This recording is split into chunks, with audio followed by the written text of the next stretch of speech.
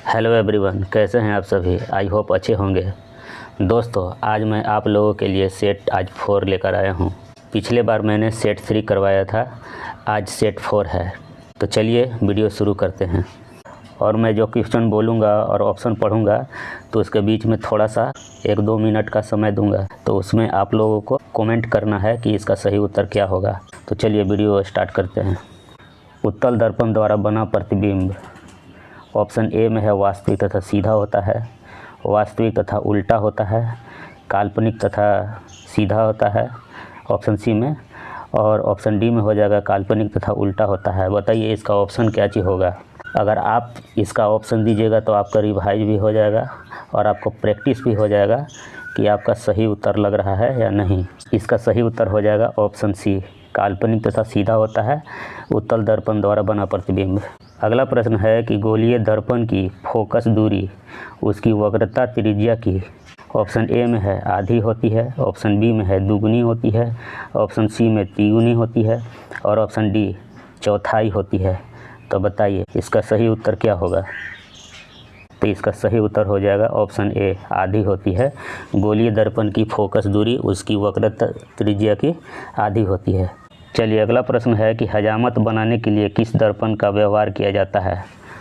Option A में है उत्तल दर्पण का, ऑप्शन बी में है अवतल दर्पण का, ऑप्शन सी में है समतल दर्पण और ऑप्शन डी में है गोलीय दर्पण। तो बताइए हजामत बनाने के लिए किस दर्पण का व्यवहार किया जाता है। इसका सही उत्तर क्या होगा, कमेंट कीजिए। तो इसका सही उत्तर हो जाएगा ऑप्शन बी, अवतल दर्पण। अगला प्रश्न है कि द्रव का अपेक्षिक घनत्व मापा जाता है। ऑप्शन ए में है हाइग्रोमीटर से, ऑप्शन बी में है हाइड्रोमीटर से, ऑप्शन सी में है रेन गेज से, ऑप्शन डी में है ओडोमीटर से। तो बताइए द्रव का अपेक्षिक घनत्व मापा जाता है, इसका सही उत्तर कौन सा है। तो इसका सही उत्तर हो जाएगा ऑप्शन नंबर बी, हाइड्रोमीटर से। द्रव का अपेक्षिक घनत्व मापा जाता है हाइड्रोमीटर से। चलिए अगले प्रश्न पर, दूध की शुद्धता किस यंत्र से मापी जाती है। तो ऑप्शन ए में है लैक्टोमीटर, ऑप्शन बी में है फैदोमीटर, ऑप्शन सी में है हाइग्रोमीटर और ऑप्शन डी में है टेकोमीटर। तो बताइए दूध की शुद्धता किस यंत्र से मापी जाती है। तो इसका सही उत्तर हो जाएगा लैक्टोमीटर। अगला प्रश्न है कि मोटर गाड़ी के चालक के सामने लगा रहता है। ऑप्शन ए में है उत्तल दर्पण, ऑप्शन बी में है अवतल दर्पण, ऑप्शन सी में है समतल दर्पण, ऑप्शन डी में है एक लेंस। तो बताइए इसका सही उत्तर कौन सा होगा, कौन सा ऑप्शन होगा। तो इसका सही उत्तर हो जाएगा ऑप्शन नंबर ए, उत्तल दर्पण। चलिए अगले प्रश्न पर चलते हैं कि फोटोग्राफिक कैमरे का अभिदृश्यक होता है। ऑप्शन नंबर ए अवतल लेंस, ऑप्शन नंबर बी उत्तल लेंस, ऑप्शन नंबर सी उत्तल दर्पण, ऑप्शन नंबर डी अवतल लेंस। तो बताइए इसका सही कौन सा उत्तर होगा। तो इसका सही उत्तर हो जाएगा उत्तल लेंस। फोटोग्राफिक कैमरे का अभिदृश्यक होता है उत्तल लेंस। अगला प्रश्न है कि हवा में पानी का बुलबुला किस तरह कार्य करता है। ऑप्शन ए है उत्तल दर्पण, ऑप्शन बी है अवतल दर्पण, ऑप्शन सी है उत्तल लेंस, ऑप्शन डी है अवतल लेंस। तो बताइए इसका सही उत्तर क्या होगा। Option number D. अगला प्रश्न है कि वायुमंडल की आर्द्रता मापी जाती है। ऑप्शन ए है हाइग्रोमीटर से, ऑप्शन बी है हाइड्रोमीटर से, ऑप्शन सी है बैरोमीटर से और ऑप्शन डी है अल्टीमीटर से। तो बताइए इसका सही उत्तर क्या होगा। तो इसका सही उत्तर हो जाएगा वायुमंडल की आर्द्रता मापी जाती है हाइग्रोमीटर से, ऑप्शन ए। अगला प्रश्न है कि भूकंप मापी यंत्र है। Option number A seismograph, option number B cardiograph, option number C stethoscope, option number D dictaphone. तो बताइए भूकंप मापी यंत्र है क्या है। तो एक सिस्मोग्राफ है, ऑप्शन नंबर ए। अगला प्रश्न है कि ध्वनि की तीव्रता मापी जाती है। ऑप्शन ए है डेसिबल में, ऑप्शन बी है तरंग में, ऑप्शन सी है आवृत्ति में और ऑप्शन डी है श्रव्य तरंग में। तो बताइए ध्वनि की तीव्रता मापी जाती है, किससे मापी जाती है। तो ऑप्शन नंबर ए डेसिबल में ध्वनि की तीव्रता मापी जाती है। अगला प्रश्न है कि मानव रेटिना पर बना प्रतिबिंब होता है। ऑप्शन ए वास्तविक एवं सीधा, ऑप्शन बी वास्तविक एवं उल्टा, ऑप्शन सी काल्पनिक एवं सीधा, ऑप्शन डी काल्पनिक एवं उल्टा। तो बताइए मानव रेटिना पर बना प्रतिबिंब होता है कौन सा ऑप्शन होगा? तो ऑप्शन नंबर बी वास्तविक एवं उल्टा।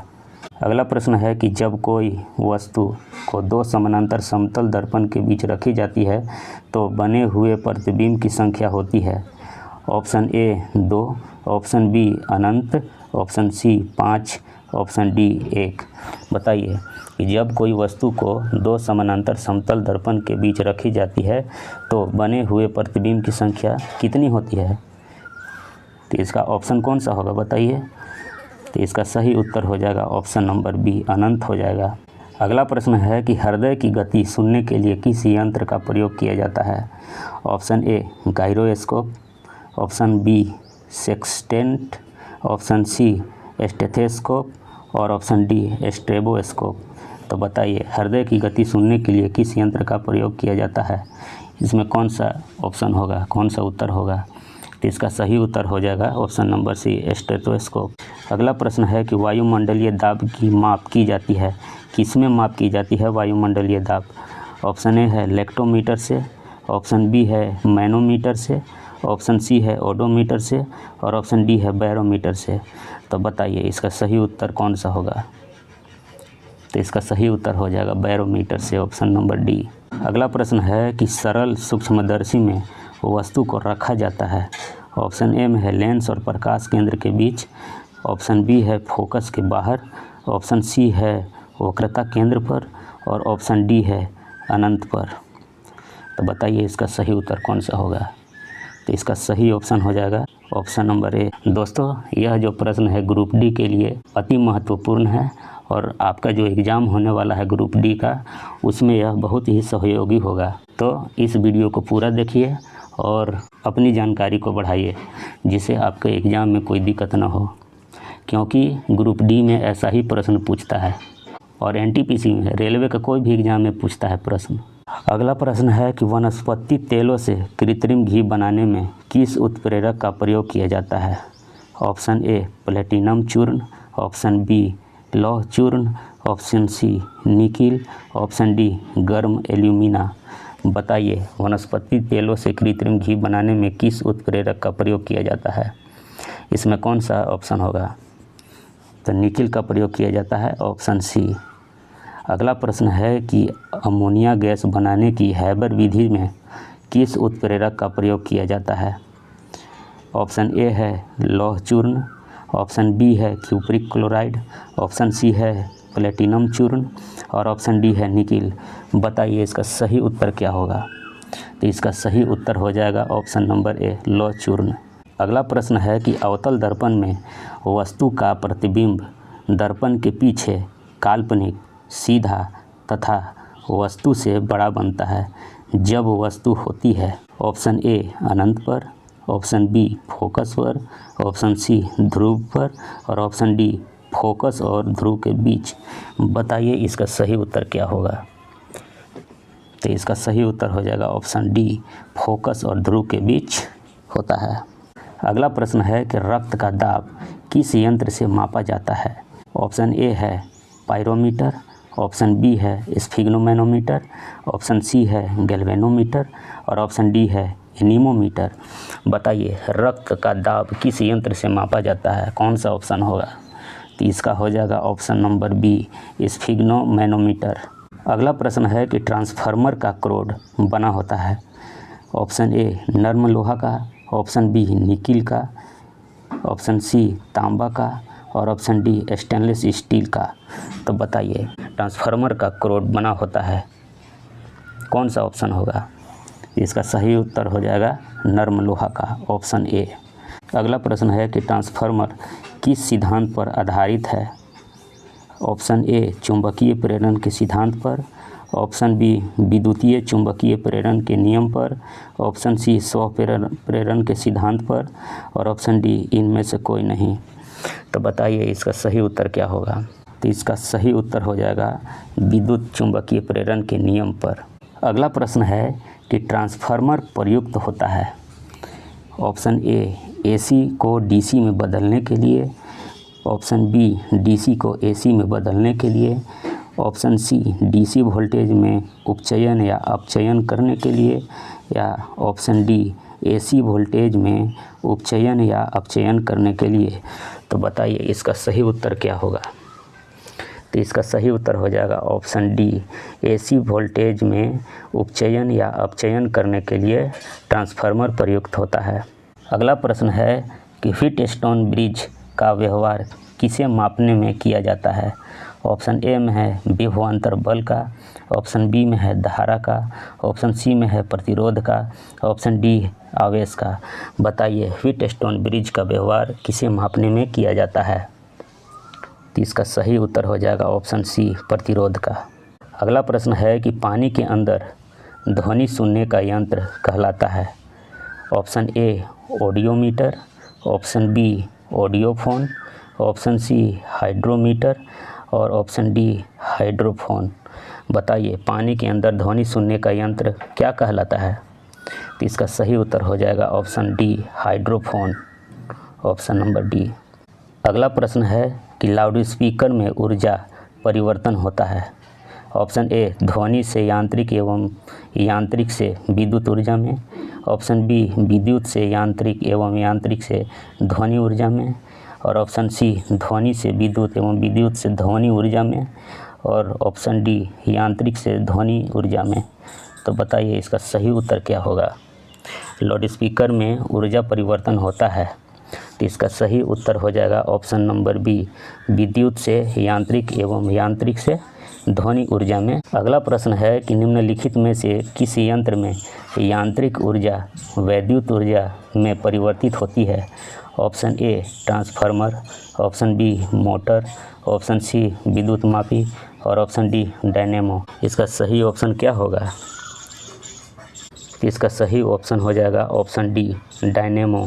अगला प्रश्न है कि निम्नलिखित में कौन सी युक्ति विद्युत ऊर्जा को यांत्रिक ऊर्जा में परिवर्तित करता है।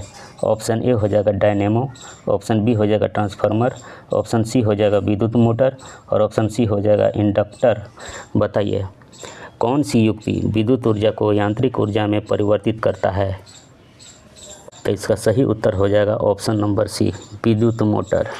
अगला प्रश्न है कि रासायनिक ऊर्जा का विद्युत ऊर्जा में परिवर्तन होता है। ऑप्शन ए हो जाएगा डायनेमो में, ऑप्शन बी हो जाएगा इलेक्ट्रिक हीटर में, ऑप्शन सी हो जाएगा बैटरी में, ऑप्शन डी हो जाएगा परमाणु बम में। बताइए इसका सही उत्तर क्या होगा। तो इसका सही उत्तर हो जाएगा बैटरी में। अगला प्रश्न है कि रेक्टिफायर का प्रयोग किया जाता है। ऑप्शन ए उच्च वोल्टेज को निम्न वोल्टेज में बदलने के लिए, ऑप्शन बी निम्न वोल्टेज को उच्च वोल्टेज में बदलने के लिए, ऑप्शन सी डीसी को एसी में बदलने के लिए और ऑप्शन डी एसी को डीसी में बदलने के लिए। तो बताइए रेक्टिफायर का प्रयोग किया जाता है किस चीज़ में।